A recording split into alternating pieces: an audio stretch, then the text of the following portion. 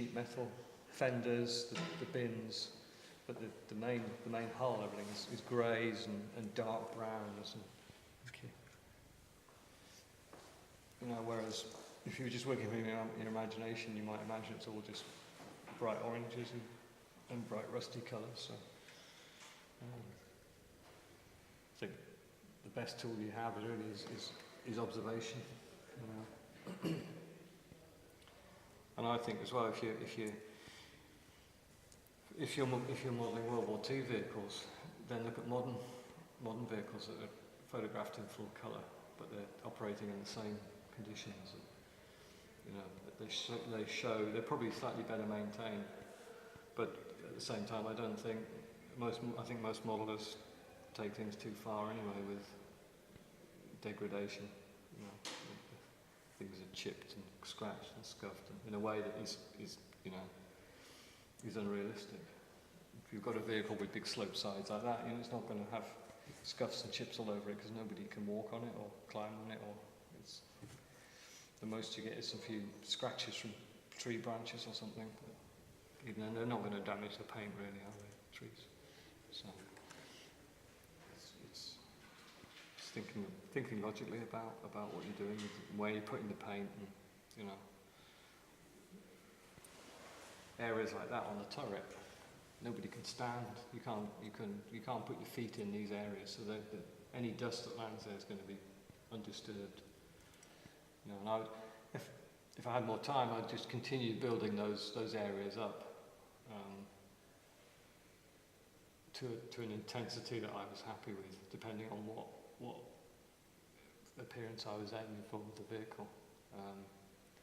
It's a little bit artificial today, just sort of picking out little aspects and working on them, because normally I'd be working across the whole vehicle, and then before moving on to the next layer, rather than just trying to sort of demonstrate selected areas, because it obviously looks a little bit disjointed. But you can see quite quickly you can get using acrylic as a wash. You can get similar effects to what you get with oil, but it's drying quickly. You can work much quicker. It doesn't smell, and it's much more stable in terms of drying times. There's no risk of sticking your finger in it and lifting half of it off again. So, yeah. Where are we? Oh, I've got a few minutes. Anything else anybody else would like to see or talk about, or? Maybe about fresh scratches and chips. Okay, all right. Let's have a look at that. What I tend to think about with that is, again, I tend to look at as much reference as I can. And you discover, if you do that there's maybe not as much chipping on paint as modelers like to think there is, unless it's some sort of like a temporary finish, like a winter whitewash or a camouflage in a very harsh, like a desert environment. Then you do get quite a lot of distress and damage to the paint. But most of the time, if you look at the pictures of vehicles, even ones, good thing to do is if you go through a book like one of the Panzer X books, which is all the knocked out German vehicles after they've been captured, and see how much chipping you can see. Even when they've been blown up, you know, there's very little chipping. What you do see is around hatches and things, you see a polish where the paint's been rubbed by people getting in and out. There's some great pictures of vehicles, Tigers in Russia, where they're loading ammunition through the hatches, and they're like silver all the way around the edge of the hatch where the paint's polished off, but there's no chips. So that's my approach anyway. I tend to think it's less is more with chipping, I would say. Just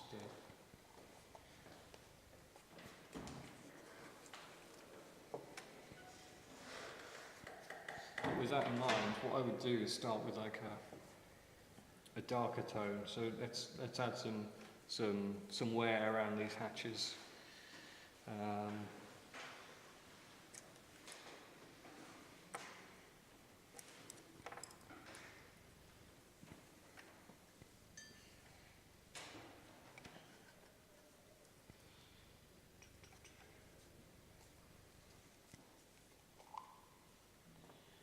So I'm going for like a sort of dark, umber-y sort of colour.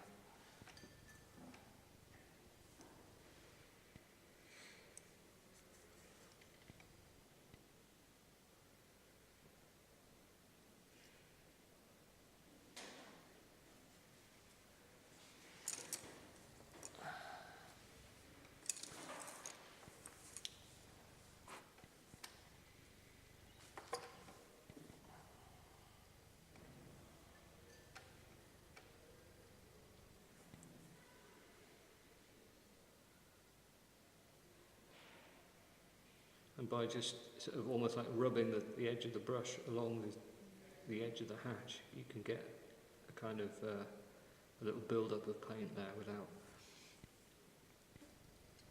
without having to sort of actually apply it with the tip of the brush, which gives you a little bit more of a kind of randomised, sort of natural look.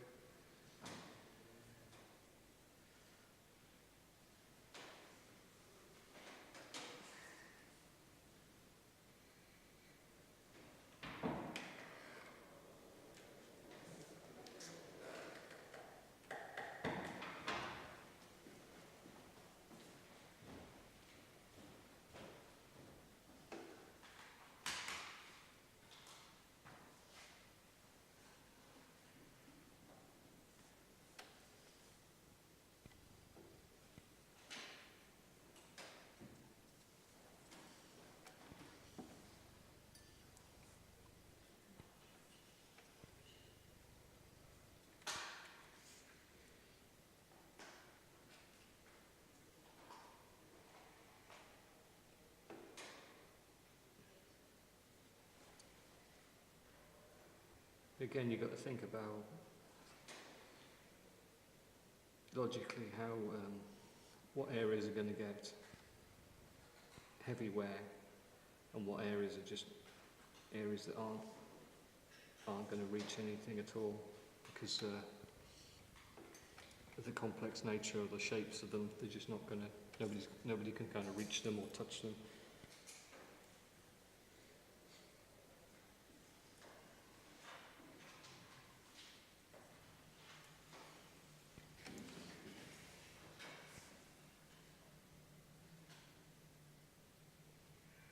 So I've just added a little bit of my first stage, just to sort of dark, just around the edge of the wall.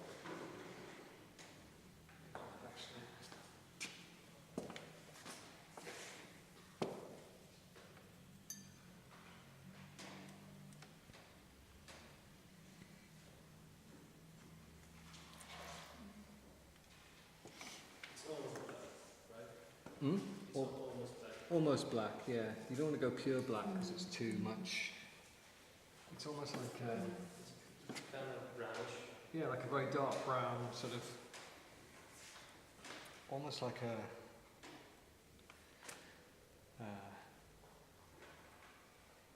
yeah, like a dark corrosion of steel, you know, where it is that kind of really dark chocolate colour, you know, rather than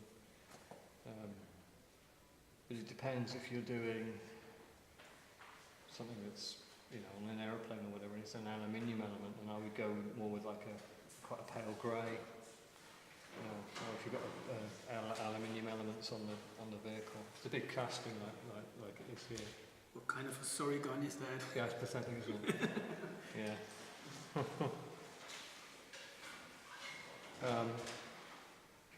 And then I haven't brought any with me today, but the other paint I recommend, if you're not using it already, is Mr. Metal Colour, the Gunzi paint. Do you know that? Albert knows it. No? You don't know it? No, I use a lot the steel polished from board. Oh right, yes, yeah. That I like. Well, this is It's a special effect. this is better again. I would say. It's Mr. Happy or Mr. Hobby, yeah, Gunzi. Yeah, there's one of the vendors has got the whole range in the other building. Yeah, that's Edgeworth. Yeah, yeah, yeah, Looks like they got everything, yeah, Couldn't get a tool guide in a matter of hours. yeah. Well, they do a range of colours. Mr. Metal Colour. They do an aluminium. They do something called stainless, which is like a steel. They do chrome silver, which is somewhere between steel and aluminium. They do a dark iron, which is like a gun finish, almost like a black. And best of all, they do something called they do brass, which looks just like brass, and you can brush paint it. You can airbrush it. It brush paints fantastically, and it's also, you can polish it up a little bit as well. Okay, but for small details, for things like machine gun belts, it's excellent. Really, really. Mr. Colour? Mr. Metal Colour. Mr. Metal Colour. It's well worth, especially for the brass. There's nothing. It has no sort of discernible pigment to it. You know, sometimes with metallics you get those little, you can see the little specks of shiny. There's none of that, you know, and it's just a great paint. It's really, really good. The only thing is you need thinners to clean your brushes with them. Lacquer, is that right? Yeah, it's the blue labeled thinners. It's excellent. But so I might use that just to sort of, with the steel maybe, just to sort of pick out some highlights to sort of burnish that edge a little bit. The other thing I've started using recently is that. What do you think about a pencil? Yes, Red and a pencil. pencil's quite good, but better than that I found is I don't know if you know the Ushi van der Osten product line. Pigment. Yes, he's got like three Oh yeah. jars of, I think there's iron, steel and chrome or something, Yeah. and you can put them on a little brush, and with it being on being a powder, you can get it into places that you can't get a pencil or, and it polishes. For example, the breech of a gun, you can get, you know, where. In order to get a good metallic finish, you need a really smooth surface normally. So, and if it's a complicated casting or a moulding, it's not always possible to get in there to polish it all properly. And if you spray it, it's okay, but it doesn't get that full effect.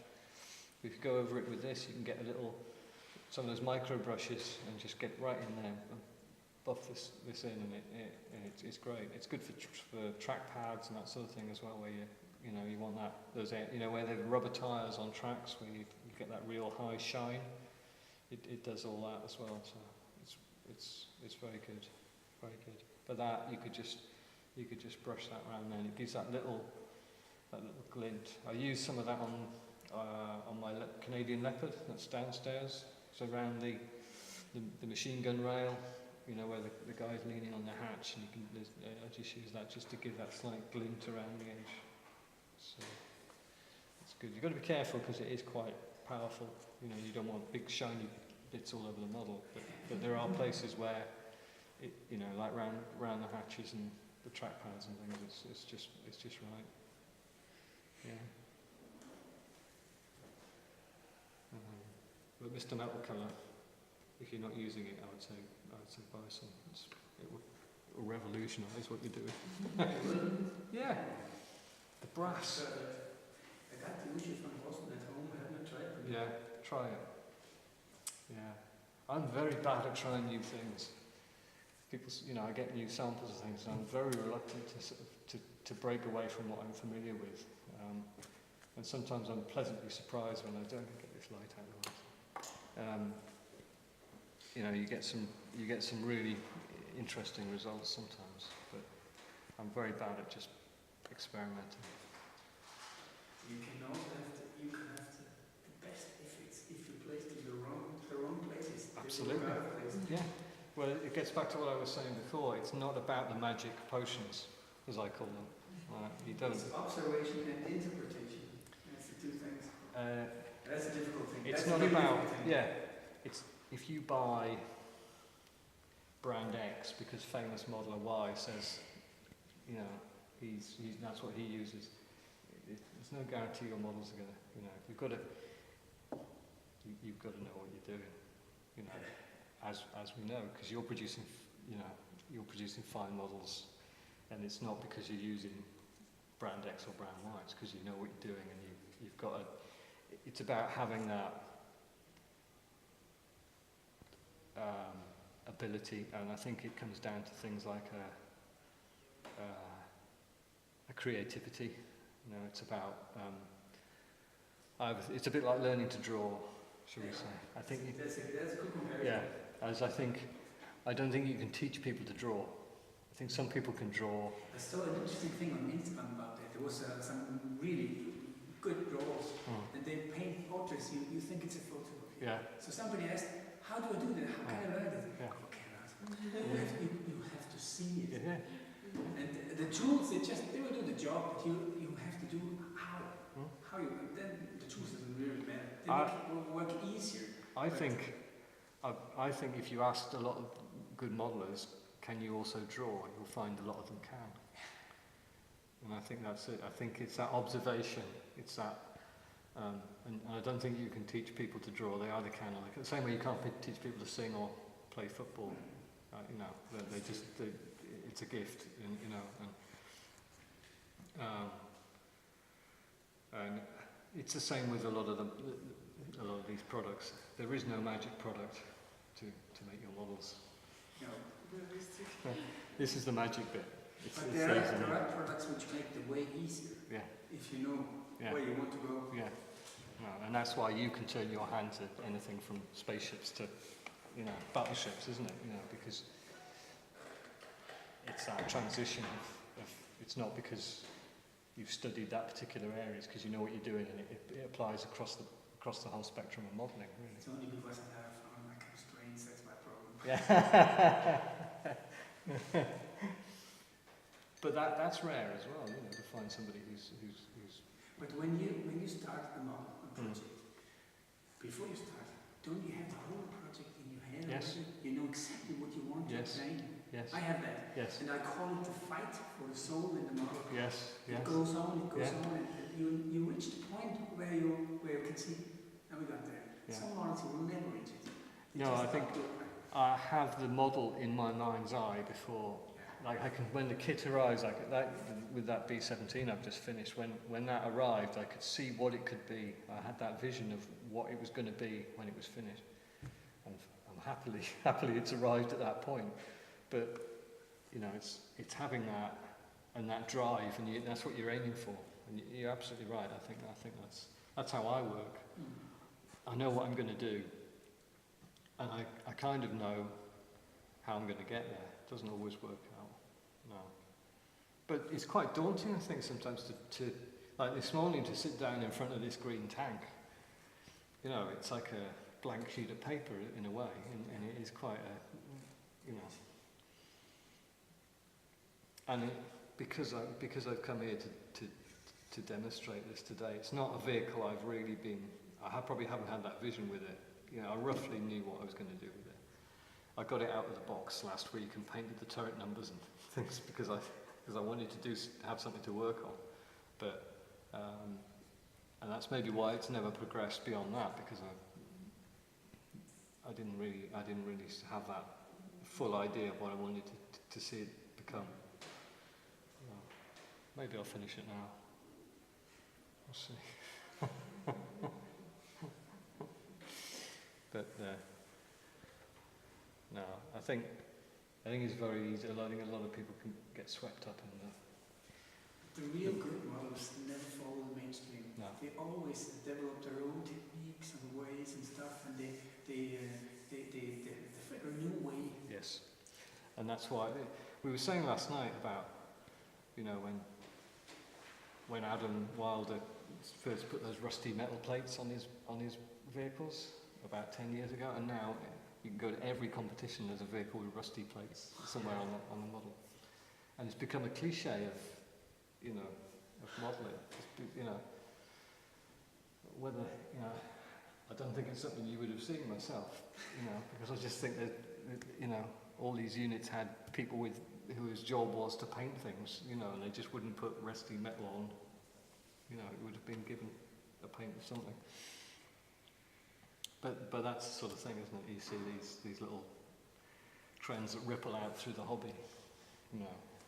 Have you have seen this big king tiger?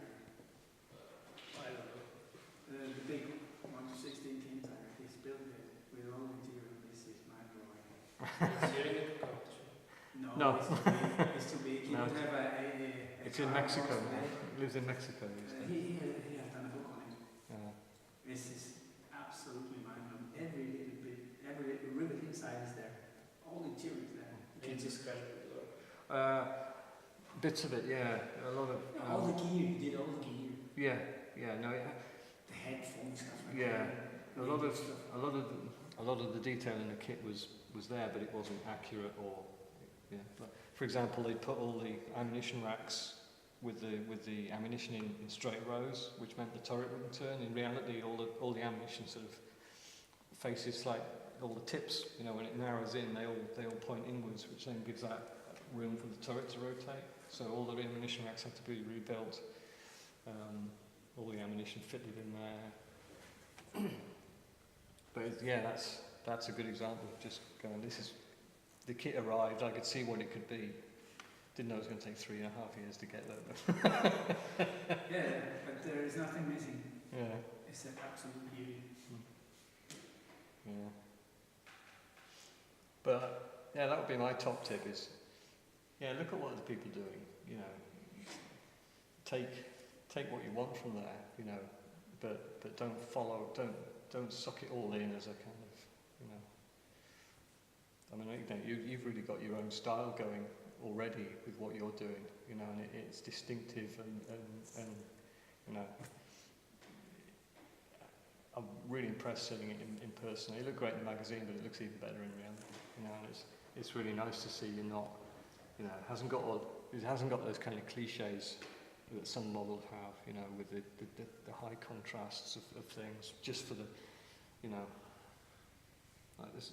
You look at some of the vehicles down there, where you've got vehicles that are quite like IDF vehicles, which are operating mostly in a hot desert environment, the majority of them, and you see the pictures of them in reality, and they're covered in dust and filth, and it's all over them, to the point where they've even changed colour because there's so much dust on them, and people are putting like a dark pin wash around all the details, which looks great on a model, it looks fantastic, but it's not reality at all.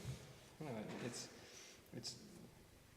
and actually, one of the models, or a couple of the models that caught my eye yesterday were those, and they were at the back of the table, so they're hard to see, but there were some 16 scale T-34s and an SU-100, and they'd had a big coat of pigments sort of applied all over them and then kind of loosely brushed off, and it was quite crudely done, but the effect was quite realistic to me as well. You know, it needed a bit more finesse, I felt, to sort of carry it off, because when you got up close, it was quite crudely done. But I thought it looked like an operational vehicle, and there were the grease stains down the fuel tanks and things that were contrasting with the really flat pigment areas and things. It was really interesting. There's a different approach when you move up to that scale as well. It's a very, you know, things that work in 35th scale don't work at all in 16th. No. You've got to rethink it all and be much more kind of subtle with things. You can't go for high contrast. It looks wrong, but yeah, some interesting things It like that. won't get any easier if you choose a larger scale. No. There's less room to hide as well. Yeah. But that's the challenge, because I think it throws in things like surface finish.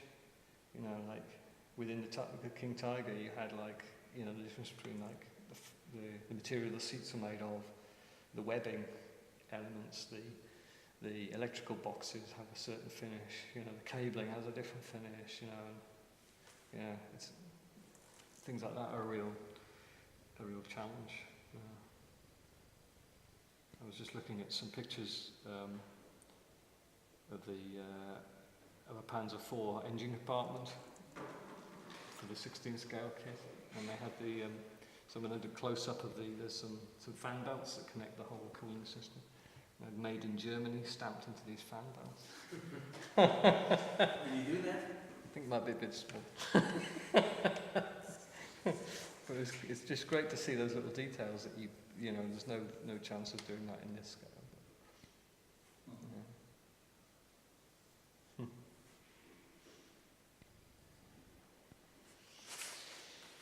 Right. Well, I hope that was interesting.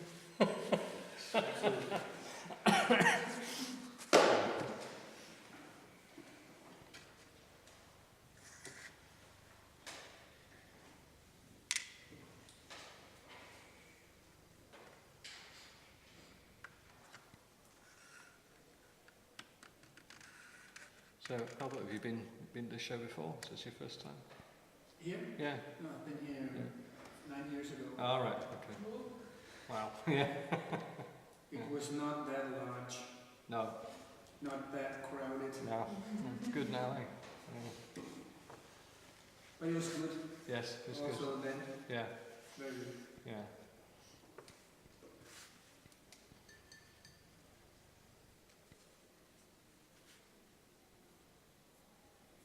Yeah, it's a funny thing. They could attract so many models to come here at this little isolated place. Yes. That's an achievement. I And think. as- Yeah, so I'm really impressed with Yeah. this too, because I'm Hungarian, and it's really strange that one of the biggest European model contests is in Hungary. Yes. Is it the Yeah. biggest?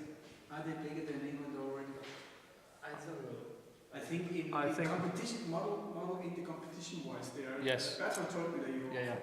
He said I would they say- are more than in England. I was at Euromilitaire last year, Not big as but and so many people come here from so many countries. It's really I think impressive. the standard and the quantity of entries here is higher than that. Yes, that's what I absolutely agree with you. What And- you say. Possibly, in terms of number of entries, probably similar to sort of Telford, but the quality here is better across the board. This competition is the most difficult to win, and I have also been to the US National. This Yeah. is the highest standard. The of judges- all the Yeah. competitions I've been to many. Yeah, well that's good. I think that's a good idea. And how do you like it here in Hungary? Well, we've had a really good time. It's yeah. People, I I think think it's better than people need to learn to talk more English.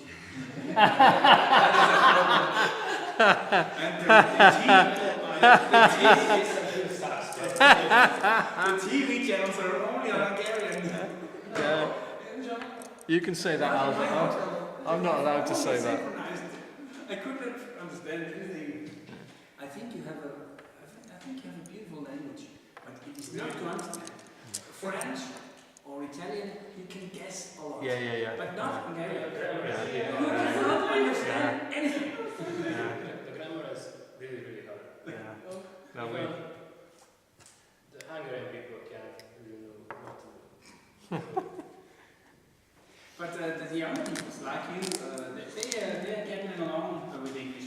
I talked to a girl at the desk yesterday. She said the young people now they learn it in school, but guys my age they learn Russian. Yeah. Her parents Yes, they also learn in Russian. people learn Russian. Yeah. Like 20 years ago, they learned Russian in school. But nobody speaks Russian. No. Not anymore. I don't think they will have some Russian here. Not in the future. Well, as an Englishman, I can't really Well, say anything, can I? Because we're very, very lazy at learning people any other from language. But I did meet Patrick Lapalou yesterday who does the small scale armour, and he's French, and he was speaking to me in his bad English, and I was speaking to him in my bad French. So. That sounds interesting. He was saying something to me in English, and I was responding in French. So. Because he said, I'm exhausted from speaking English all day. I said, okay, I'll speak French to you. But no, I think it's a great show, and it's great for us coming here just to meet a different sector of modelers that who don't normally get right across to where we normally are. So it's all the other model contests in Hungary are like 1/5 of this. Really. They are really small. Even in my hometown, it's like the place where the contest takes place is like 5 times bigger than this room. So yeah. Yeah, it's like. not too- But if you just take the Danish restaurants, they hold them every second year, Yeah. and I don't go there anymore because I don't have no competition. That's not funny. No. The standard in Denmark is simply not high enough. Well, it's a bit like America, isn't it? Yeah. You saw that diorama with that pre-enlarged and split into 3 pieces. It's Oh yes, that's Albert's. so that is built by a Danish guy, and he. Which one? Which one? The civilian airline that The was crashed. actress. Yeah. Oh, that's mine. 14 years. 14 years ago. Yeah. But That's a lot. this is not So quite. I didn't. This is not quite true because I got divorced in between 6 or 7 years. I ended up watching it. But the duration was 14 years. And when I started, what did it say? I had the whole thing in my head. Yeah. I got the concept to the flight cabinet. Yeah. I got all the pictures, the FIA pictures and the press pictures. I had all the research. No one other had.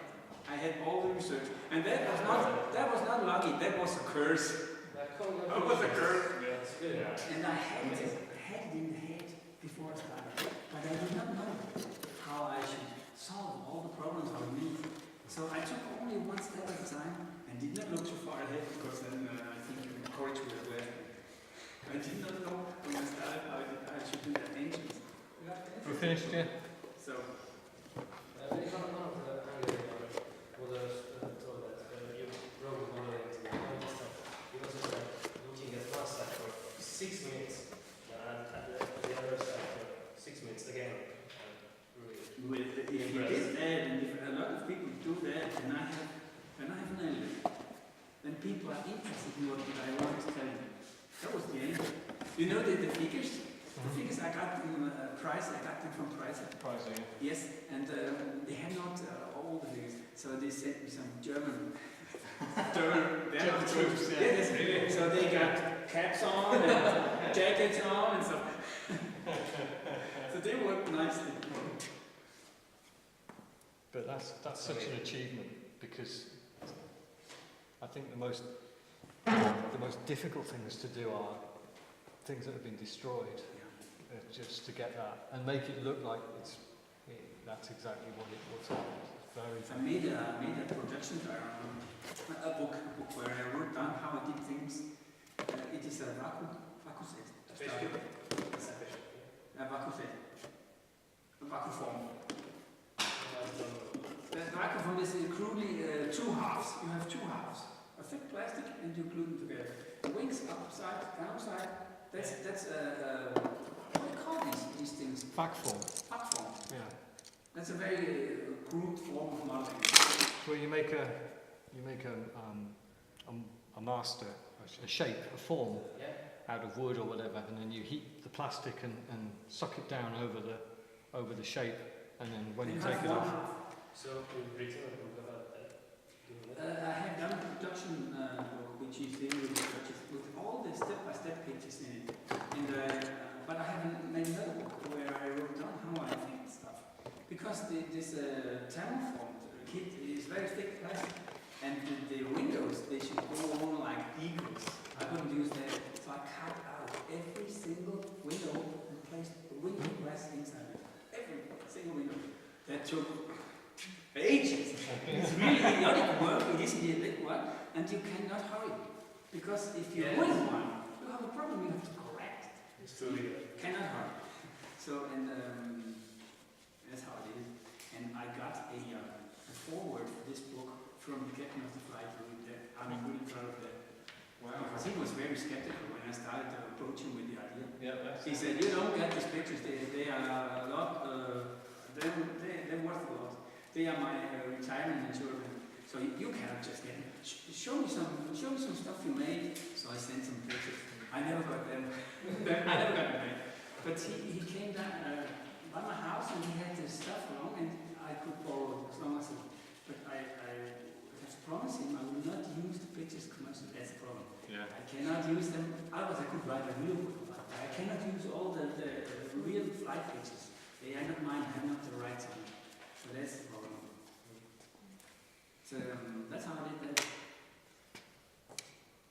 And because I wrote that book, I know I have used over 13,000 parts.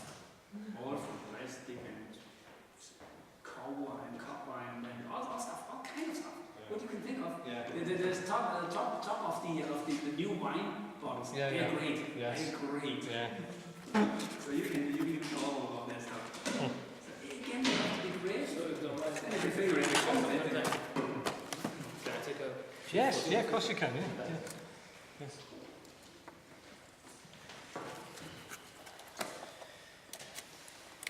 well, that was nice to see you today. It's always nice to see Yeah, you. I was hoping I was going to meet you. Yeah. So.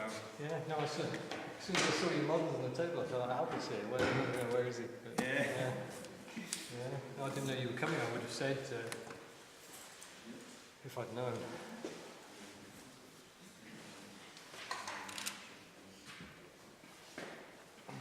Just move it around as you wish. And that's fine.